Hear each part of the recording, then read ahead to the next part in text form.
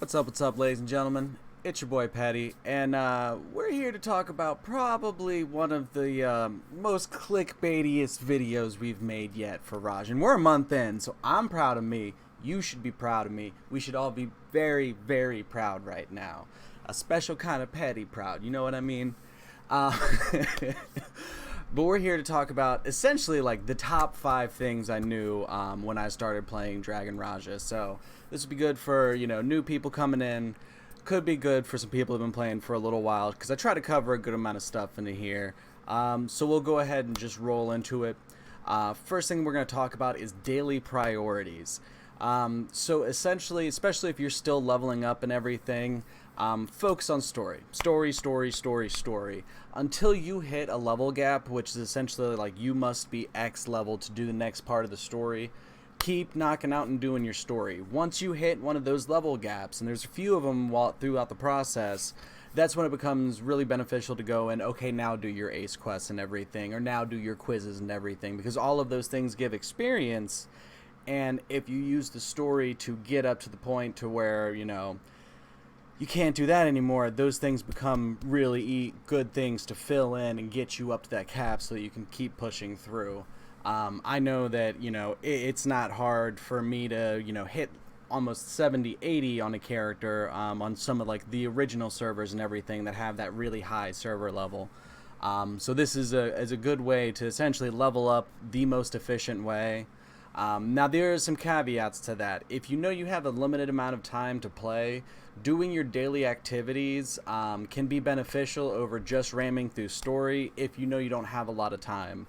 So if you're going to play for like, an hour or 2 hours, focus an hour and a half on story, and then the last half hour go through and knock out your activities and stuff, and break it up that way if you need to.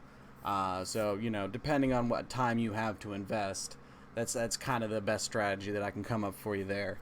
Another thing in terms of daily priorities is around that point of like halfway through, doing whatever you started out doing for the day, go ahead and see what upgrades you've already, earned for yourself. If you haven't earned any yet, start figuring out what stuff's going to be the best thing for you to start upgrading. And there's an actually pretty good way to look at this. If we go over, where is it at?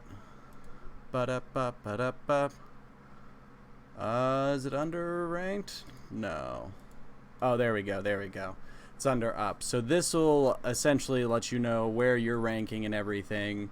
And this is, kind of good. No, something that's really, really easy to miss is using your EX potions as you're getting them, and then also enhancing your gear. We'll get into this a little bit more once we start looking at power, but you want to have an idea of where you are in terms of your upgrades. What are the next most beneficial ones that are going to be, most helpful to you, and we'll kind of get into that here in a second. Guess what number 2 is going to be? So yeah, that basically covers, your daily priorities and everything like that.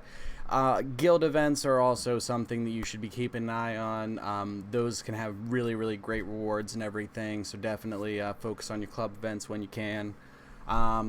Second biggest thing that I wish I knew is the best ways to get power and which ones to prioritize early game. Now, if you're like me and a lot of the people that charged in on week 1, we wasted a lot of our investment packs. I'm just going to be honest with you right now. It's a sad state of events. But I blew tons of diamonds on really dumb stuff, and don't be me. So right off the bat, the most important thing as you're coming up is going to be core, and core. That has essentially several tiers of, like, once you get all of your gems to +5, you'll get set level benefits. +7, you'll get another set, and then +10 is when you get another set of bonuses, and you also get a weapon enchant. So that's really beneficial. You're not going to hit 10 really anytime super soon, but your core is going to be the place you get the most stats from, because once you start getting them up around, like, 7, 8, 9, 10, the amount of stats that you're getting from all of those stats ends up being pretty massive. the most that you get from even gear in the game when I was sitting around playing with a calculator. At least for right now. But I have a feeling that's going to continue as things keep getting exponentially stronger and stronger.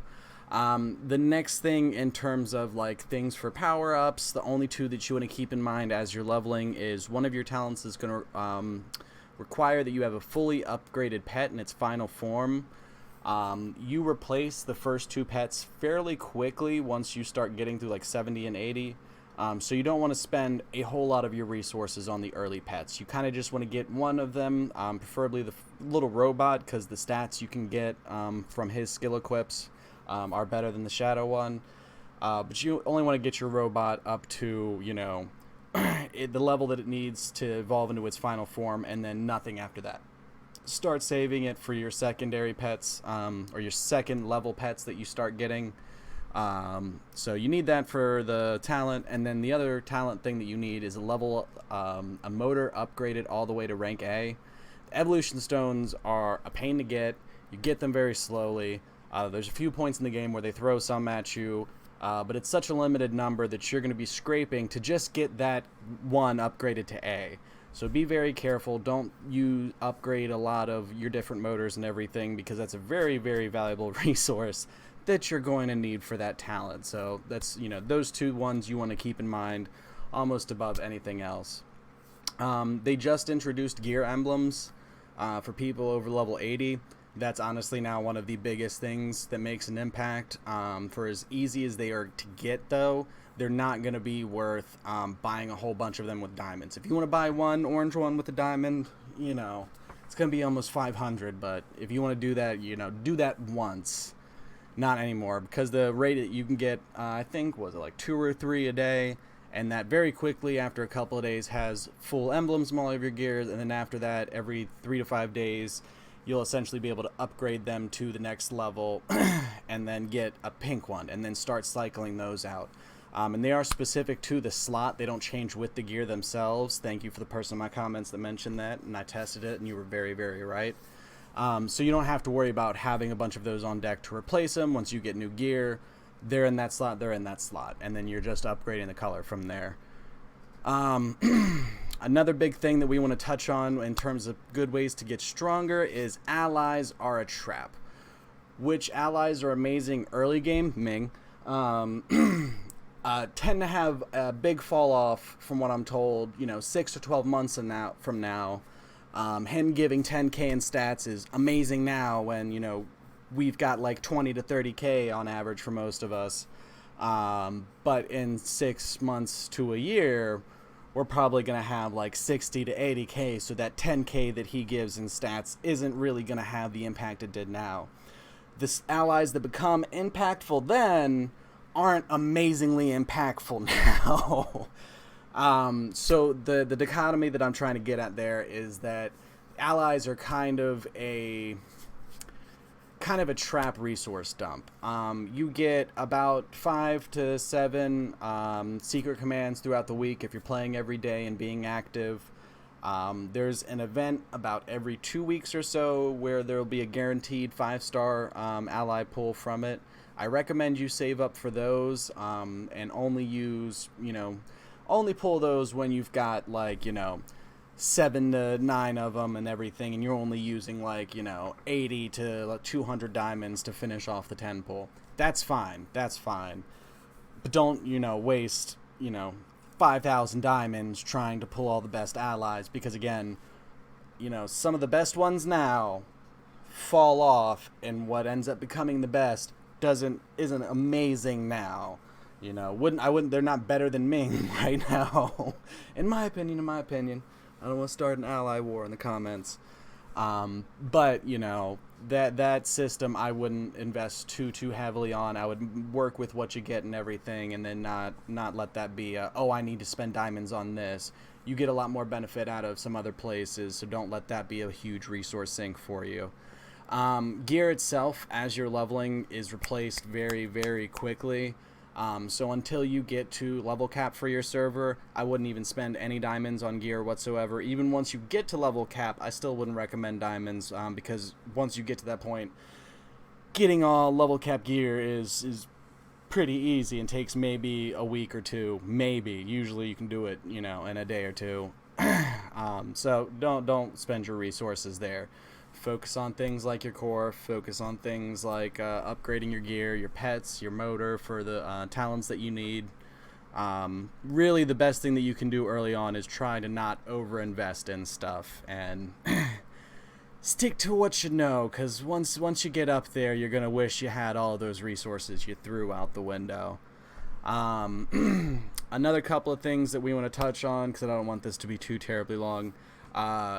Number 3 on this list for things I wish I knew is going to be Couriers generate steady diamonds, and they're worth putting time into. It's really easy to overlook this, but they are steady streams of diamond. It's not a whole lot of diamond. It's anywhere between like 20 to 50 per day, depending on what you're doing with it and what level you get up to. But it's a nice, steady little stream of income, so it's not something I would ignore. Fourth thing I wish I knew would be that outfits and things that give beauty also increase stats. It's not a whole lot, but if you're, there's events going on almost every week. If you have event tokens and there's some little thing with beauty that you can buy at the shop, and you've gotten all the other stuff that's relevant to you, get the beauty thing, because beauty points add up, and then that gets you to new tiers, which give you, some stats. It's not a crazy amount. It's almost the amount that your motor gives at certain points, so it's nothing too crazy that you want to put a whole bunch of time to. And the last thing that I want to touch on, and this was more, for the first couple of weeks of the game. I haven't seen this as much lately, and I'm really happy about that.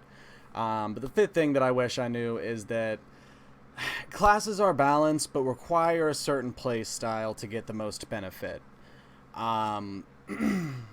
There was a lot of class switching early on, and people being really unhappy with Class A and switching to Class B, and then still being really unhappy with that class. There's no, there's no perfect class in the game. They're all strong in certain areas and weak in other places. They all require certain play styles. Assassin is the one that I play the most, and in PvP, people can walk out of all of their AoEs. They're super easy to kind of dodge, so you kind of have to play them sneakily. You have to use Fabian tactics. You don't want to do a whole lot of 1v1 fighting or anything like that. You want to do a lot of backlining. You want to try and come into groups from the flank or something like that, and to where you're not going to attract a whole lot of attention to yourself and be able to start dropping a significant amount of damage, and then still have an easy exit, because even though you can walk in and do a whole bunch of damage at once, doesn't mean you want to overcommit to the fight, and you still want to have the ability to run away. That's counterintuitive to how a lot of people are going to try in PvP. So a lot early on, there was a lot of assassin woes where people were like, "Oh, this class is terrible." It's like, guys, it's the first week. We're all level 50. Every class isn't going to be amazingly balanced all the way up. And now that my server is getting into the mid 80s and everything, I'm seeing a lot less complaints about that. People are settling in a lot more. So find a class you like, find a class that you really feel engaged and enjoy playing, and play that one, and don't worry too much about the endless rock paper scissors game. Alright guys, I think that'll wrap it up for us there. If this is, your first Dragon Raja video of mine you've caught out, or your 15th, I appreciate your face. If you haven't hit that subscribe button yet, your boy would really appreciate that too. And yeah, I will catch you guys on the next one. We're also doing some other game content and everything, so make sure, if you usually see a lot of my content from it being posted in either Discord or on Reddit, check my channel here and there, because we're starting to put other stuff on there that I can't really post in a whole lot of places, so it's not getting a lot of eyes. But we're going to work on it. Alright guys, thank you so much. It's been your boy Patty, and we out of here. Deuces.